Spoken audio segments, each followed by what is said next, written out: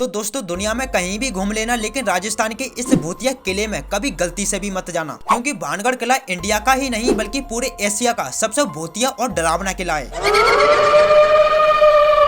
Archaeological survey of India के अनुसार इस किले में सूर्य अस्त और सूर्य उदय से पहले प्रवेश करना सख्त मना है, क्योंकि रात के समय में इस किले से भूतों के हंसने की, रोने की और चीखने की आवाजें सुनाई देती हैं।